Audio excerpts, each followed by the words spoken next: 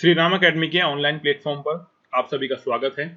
Reasoning का ये video चल रहा है जिसमें हम 2 वीडियो बना चुके हैं संख्या श्रृंखला के, और उसी क्रम में ये अगला वीडियो है, वीडियो नंबर 3, जहां पे हम पढ़ेंगे संख्या श्रृंखला के बारे में। जैसे कि आम क्वेश्चन हम देख चुके हैं, सामान्य क्वेश्चन जो संख्या श्रृंखला के होते हैं, जहाँ पे एक नंबर दिया हुआ होता है और नंबर के बाद आपको अगला पद या फिर अगला एक अंक या फिर नंबर याद करना होता है, वो कर लिया है। अब उसके बाद जो अगला प्रकार आता है वो है वर्णमाला का। वर्णमाला का मतलब ये होता है कि जो ए से लेके जेड तक के वर्ण होते हैं अंग्रेजी माध्यम के अंदर, वहां पर ए से लेके जेड के में कोई सीक्वेंस बनाया जाएगा या फिर कोई क्रम या नियम के अनुसार अगला अक्षर आपको निकालना होगा कि कौन सा आएगा। तो उसी क्रम में यहाँ पे कुछ प्रकार के हम उदाहरण देखते हैं जहां पर इस तरह की चीजें दी गई हुई हैं। तो उसमें देखिए, जैसे कि दिया हुआ है FJNR, और यहाँ पे आपको निकालना है अगला कि अगला पद क्या होगा। तो संख्या श्रृंखला के सभी क्वेश्चनों में, चाहे वो वर्णमाला के हो या फिर अंकों वाला हो, आपको 2 चीज ध्यान रखनी है कि पहले तो आराम से उस क्वेश्चन को पढ़ना है और फिर उसमें देखना है कि कौन सा नियम लग सकता है या फिर कौन सा नियम इसके में उपयोग में लाया गया होगा। तो जब भी कभी वर्णमाला वाले आएंगे तो वर्णमाला के आप सिंपल सा है, वर्णमाला में जैसे कि ABCD लिखी हुई होती है, आप अपनी कॉपी पर या तो पहले ABCD लिख लें या फिर आप इतनी प्रैक्टिस कर लें, इतना अभ्यास कर लें उसका कि आपको वर्णमाला के सभी वर्णों के नंबर यानी अंक आपको याद हो जाए। यानी ए का नंबर जैसे 1 होता है, बी का 2 होता है, तो ये आपको खुद ही याद हो जाए। या तो आप ये कर सकते हैं या फिर दूसरा ये कर सकते हैं, फटाफट से लेके ए से लेके जेड तक का आपने लिख लिया और उनका नंबर भी साथ में डाल दिया, और फिर आप देखेंगे कितने क्वेश्चन के तहत हल हो सकते हैं। तो आप देखेंगे कि सारे के सारे क्वेश्चन आपके उससे हल हो जाएंगे, यानी कोई भी ऐसा क्वेश्चन नहीं होगा जिसे आप हल ना कर पाओ। अब यहाँ पे आप देखिए, जैसे कि एक क्वेश्चन दिया हुआ है और यहाँ पे पूछा गया है कि अगला पद क्या होगा, यानी अगला आने वाला अंग्रेजी का वर्ण कौन सा होगा। तो पहला दिया हुआ है F, फिर दिया हुआ है J, फिर है N और फिर है R। अगर आपको पूरी की पूरी वर्णमाला आती तो आप समझ जाएंगे कि F के बाद J आता है, J के बाद N आता है, N के बाद R आता है। अब मुद्दा ये है कि कितने अक्षर छोड़ने के बाद आपका F के बाद J आ रहा है।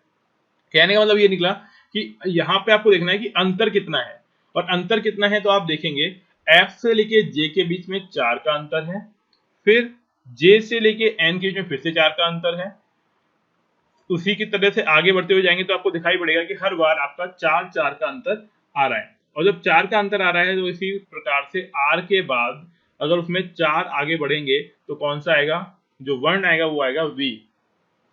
तो यहाँ पर इस श्रृंखला में जो अगला पद होगा वो क्या होगा, V का होगा। तो ये तो हो गया इसको हल करने का तरीका, और इसी प्रकार से वो करना है। आपको देखना है कि FJNR जो भी वर्ण दिए हुए हैं उनके लिए कौन सा अंक आएगा और अंक में किस प्रकार की नियम का उपयोग किया गया, ये आपको देखना है ध्यान से। तो ये तो हो गया वर्णमाला श्रृंखला का एक उदाहरण, और यहाँ पे हम समझ लिए। लेकिन अब आपको ये देखना है कि किसी भी प्रकार का क्वेश्चन आए और उसको आप कैसे हल कर पाएंगे और हल करने का तरीका क्या होगा। तो सिलसिलेवार तरीके से हम उसको देखते हैं कि कदम बाई कदम एक एक स्टेप की तरह देखते हैं कि किस तरीके से आप उसको सॉल्व करेंगे।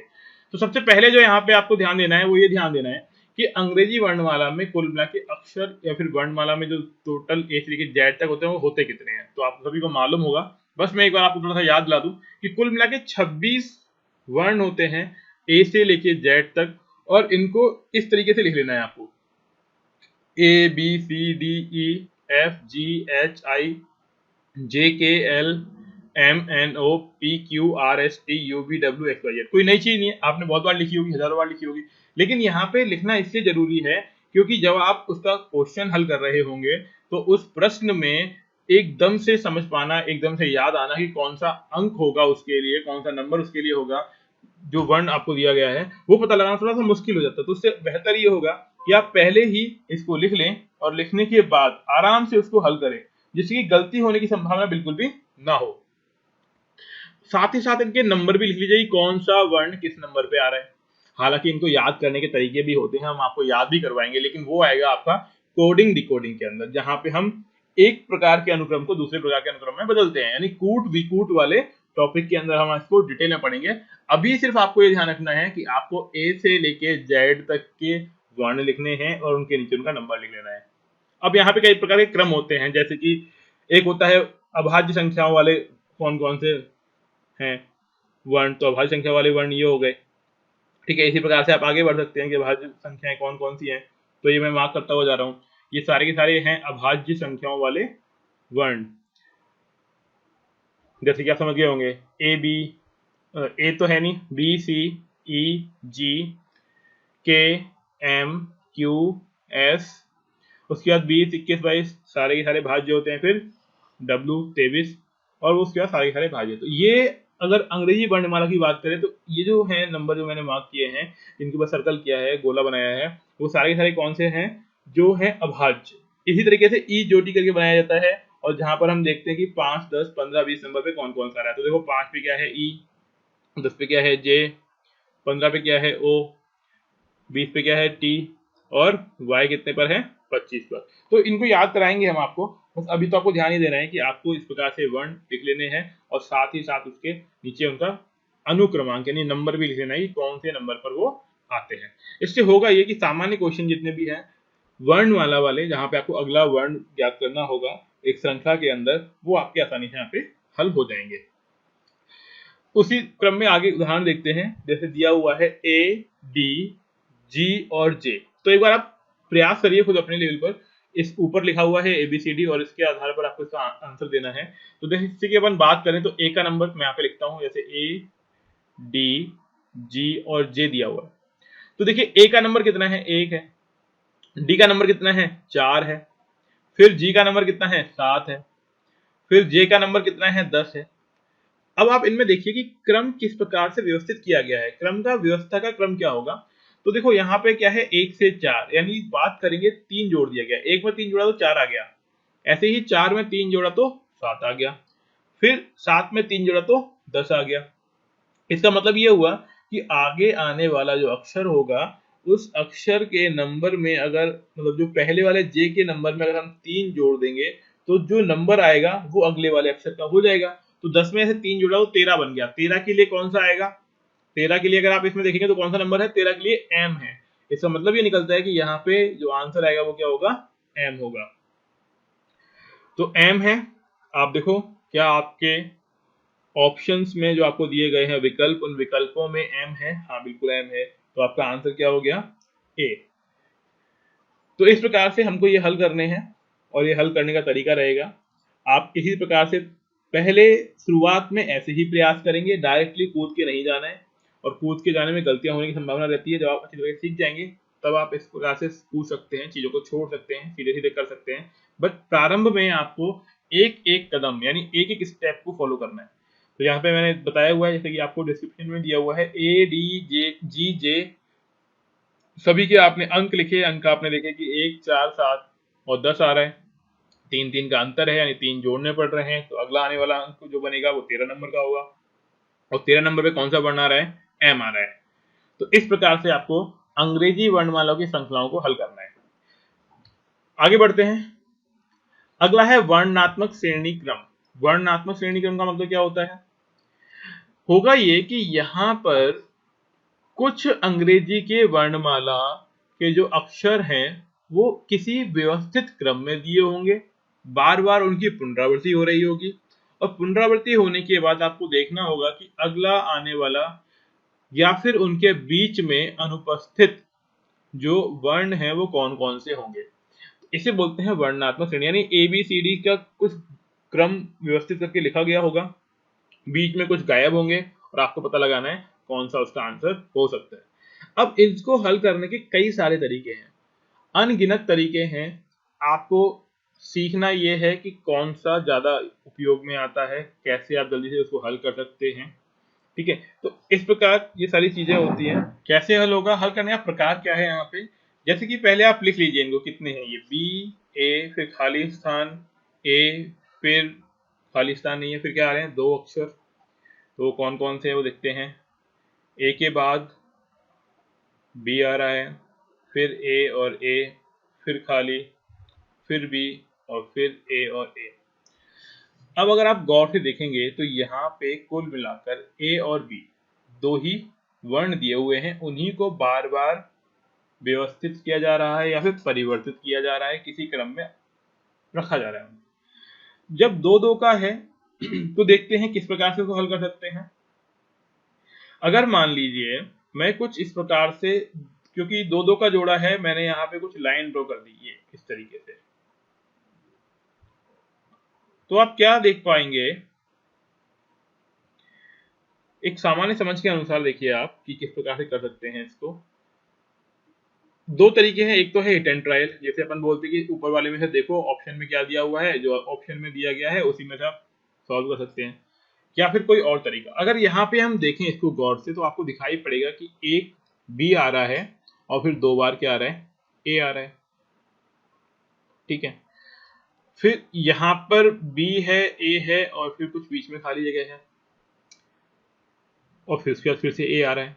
तो अगर इसको मैं सामान्य भरने का क्रम देखूं इसको, तो सपोज सोच के देखिए आप कि अगर बी के बाद मैं यहाँ पे ए दिया हुआ है और इस खाली जगह में ए भर देता हूँ और फिर यहाँ पे ए, तो ये तो हो गया क्या कि बी के बाद 3 बार ए आ रहा है, फिर अगली बार बी है और फिर उसके बाद ए ए और फिर मैंने यहाँ पे भी ए भर दिया, तो इसका मतलब क्या हुआ, बी के बाद 3 बार ए फिर से है, फिर यहाँ पे बी है और फिर यहाँ पे ए दिया हुआ है और फिर मैंने यहाँ पे लिख दिया। तो देखो क्रम क्या बन रहा है, क्रम ये बन रहा है कि एक बार बी आया और 3 बार ए आया। तो हमने खाली जगहों में भरा क्या, हमने एक बार ए भरा, दूसरी बार भी ए भरा, तीसरी बार भी ए भरा, यानी हमारा जो निकल रहा है कि खाली जगहों पे आने वाला जो वर्ण होगा वो कौन सा होगा, ए और ए। अब हमको देखना है क्या हमने जो हल किया है उसका जो उत्तर निकला है वो हमारे ऑप्शंस में, यानी जो गिवन विकल्प हैं, जो आपको विकल्प दिए गए हैं, क्या उसमें आ रहा है। हाँ बिल्कुल, यहाँ पे आप देख रहे हैं कि ये विकल्प हमको दिया हुआ है। अब जरूरी नहीं है कि हर बार यही तरीका लगेगा, हर बार आपको खुद को सोचना पड़ेगा कि किस प्रकार से एक सामान्य अनुक्रम, एक पैटर्न निर्धारित हो रहा है और वो पैटर्न को ढूंढ निकालना है और उस पैटर्न के आधार पर ही आपका आंसर बनेगा। अगर ये दिक्कत कर रहा है तो आपको कुछ नहीं सोचना है, पहले ये सोच लेना है कि कौन अधिकतम बार रिपीट हो रहा है, यानी बार बार कौन सा वर्ण आ रहा है, किस प्रकार से दिया गया है। और सबसे आसान तरीका एक और तरीका है, हालांकि थोड़ा सा लंबा है, वो तरीका करके सकते हो आप कि आपको ये B A Khalistan, A B A जो भी खालिस्तान दिया हुआ है, आप खाली स्थानों में वर्णों को रख के देखो, जो ऑप्शन दिए हुए इनको रखकर देखोगे तो अपने आप एक अनुक्रम बन जाएगा। ये बिल्कुल आखिरी में अपनाना है आपको, जब आप कुछ नहीं कर पा रहे तो आपको ये चारों के चारों एक एक करके रख के देख लेने, अपने आप ही चारों में से किसी ना एक का एक व्यवस्थित क्रम आपको देखने को मिल जाएगा। लेकिन ये काम तब करना है जब आपसे सामान्य प्रकार से आंसर ना निकाला जा रहा हो, यानी आपने कोशिश कर ली बट आपसे आंसर नहीं निकल रहा है, तब आपको ये वाला काम करना है। पहले या तो आंसर निकालने की कोशिश करनी है।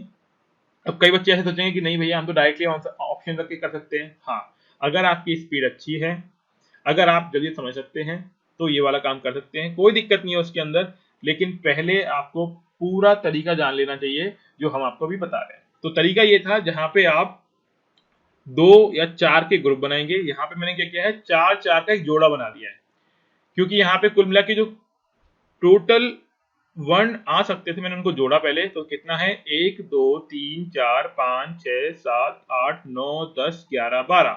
12 का मतलब ये होता है कि हम इनको व्यवस्थित कैसे कर सकते हैं, इनके गुणनखंड कर दो। गुणनखंड यानी या तो 6 6 के 2 ग्रुप बना दो या फिर 2 2 के 6 ग्रुप बना दो। ग्रुप यानी जोड़े, या फिर आप 3 3 के 4 जोड़े बना दो या फिर 4 4 के 3 जोड़े बना दो। मैंने यहाँ पे क्या किया, 4 4 वर्णों के 3 जोड़े बना दिए और मैंने इसको हल कर दिया।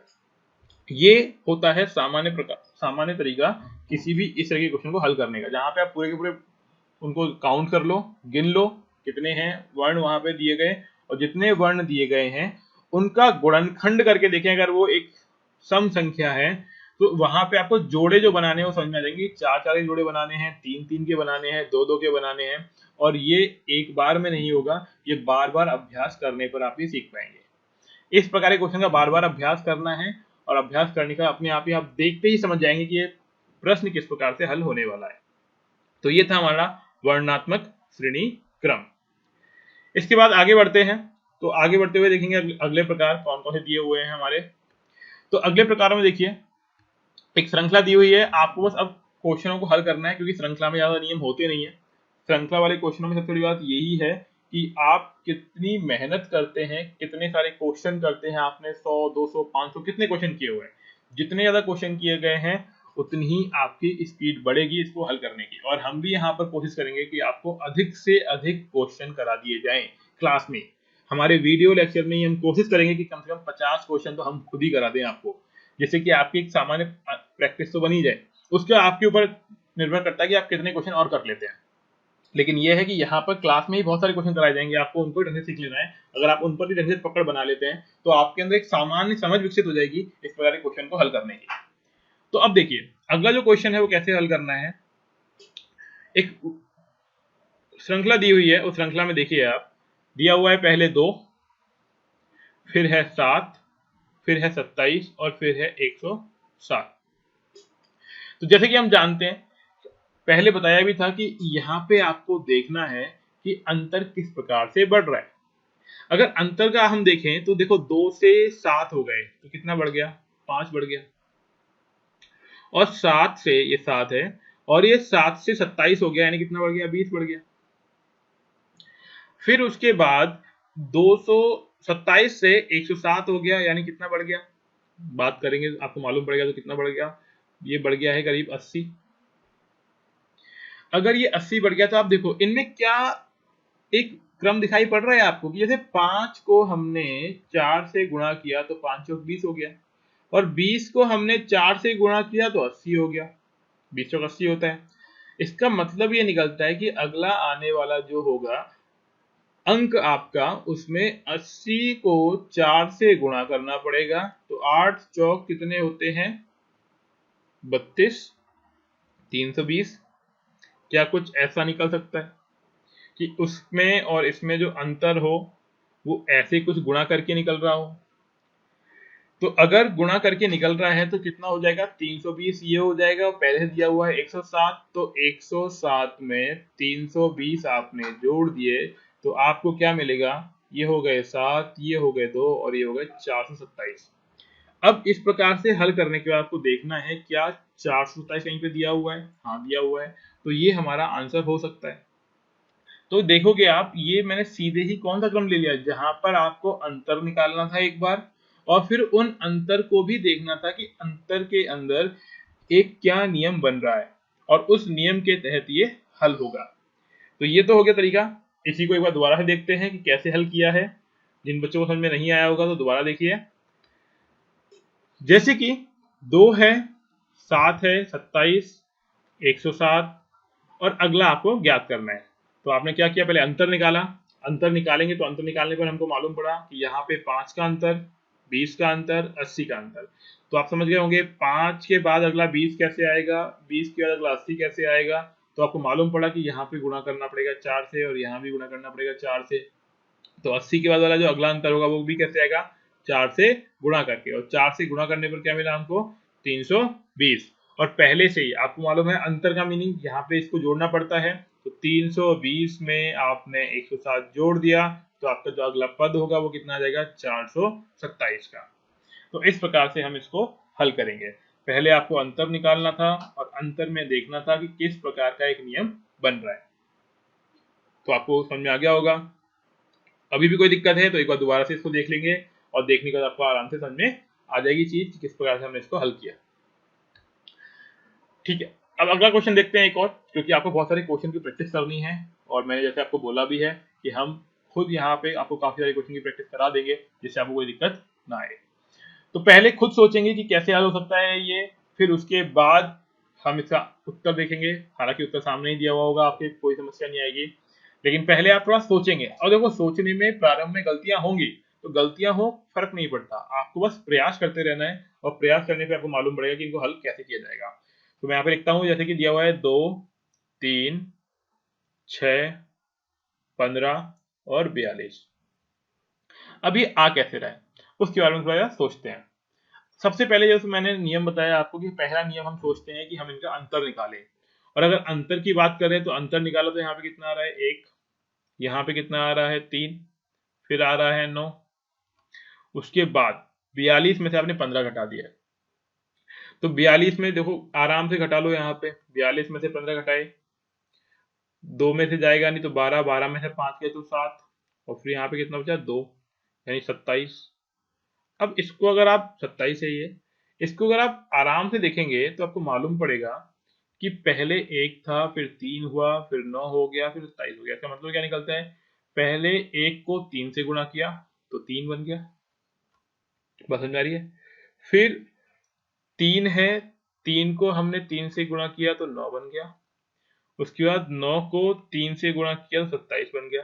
कहने का मतलब ये हुआ कि जो भी अंतर आ रहा है उसको 3 से गुणा करना है। तो 27 को भी क्या करना पड़ेगा, 3 से गुणा करना पड़ेगा। 27 को 3 से यानी 7 या 21 का 1 2, 3 दूनी 6 और 2 8। हालांकि आपको ये जल्दी जल्दी करना है, बस मैं आराम से इसलिए बता रहा हूँ आपको कि आपको मालूम पड़े कि किस प्रकार से ये हल होगा। तो यहाँ पे जो अंतर आएगा वो कितना आ रहा है, 81 का। तो अगला पद ज्ञात करने के लिए क्या करना पड़ेगा आपको, 81 को 42 के साथ जोड़ना पड़ेगा। तो जोड़ दिया हमने 42 को 81 के साथ, तो 2 और 1 3, 8 और 4 12, यानी जो आपका अंक अगला आएगा वो कितना आएगा, 123। तरीका समझ में आया आपको? तरीका वही है जो अभी पहले क्वेश्चन वाले में था। जैसे कि पहले क्वेश्चन में हमने क्या किया, पहले अंतर निकाला और फिर अंतर में देखा वो अंतर किस प्रकार से बन रहा है। वही काम यहाँ पे किया हमने, पहले अंतर निकाला, अंतर आया हमारा 1 3 9 27। फिर हमने देखा कि 1 3 9 और 27 किस प्रकार से आ रहे हैं। तो मालूम पड़ा कि हर किसी अंतर को 3 से गुणा करना है। 3 से गुणा करने पर अगला अंक बन रहा है, तो 3 से हमने गुणा किया, हमारा 81 आ गया और 81 को हमने 42 के साथ जोड़ दिया। इस प्रकार से हमारा अगला पद प्राप्त हो गया। तो ये था। अब इसका थोड़ा आंसर देखते हैं किस प्रकार से दिया हो सकता है। तो यहाँ पर देखो, श्रेणी के पदों का अंतर जो दिया गया है, प्रत्येक में अंतर क्या है, 1 3 9 27 81। और ये चीज बताती है कि जो जो अंतर है कैसे मिलेगा, 3 से गुणा करने पर मिलेगा। तो यहाँ पे ये इसका हल हो गया और आंसर यहाँ पे बी दिया हुआ है और ये बी। अब इसका देखते हैं अगला क्वेश्चन। अगला क्वेश्चन कैसे सॉल्व होगा। अगला क्वेश्चन पहले हम लिख के देखते हैं कि 6 दिया हुआ है, 17 है, 39 है और 72 है। पहला काम, पहले अपन अंतर निकाल के देखते हैं कि अंतर से होता है नहीं होता है। 17 और 16 में अंतर निकाला तो 11, फिर 39 और 17 में अंतर निकाला तो कितना आ गया, 22, फिर 72 और 39 में घटा के देखा तो कितना बनेगा, यहाँ पे आ गया 3 और यहाँ पर भी आ गया 3 यानी 33। अब आपको ये अंतर देखते ही मालूम पड़ रहा होगा ये 11 का पहाड़ा है। 11 एकम 11, 11 दूनी 22, 11 दिया 33, यानी जो अंतर है वो 11 के पहाड़े में चल रहा है। तो अगला वाला क्या होगा, 11 चौक 44, और 44 के बाद ये अगला पद लाने के लिए करना क्या पड़ेगा आपको, ये 44 इस 72 में जोड़ने पड़ेंगे। तो आपने क्या किया, 72 में 44 जोड़ दिए, 4 और 2 6, 7 4 11, 116।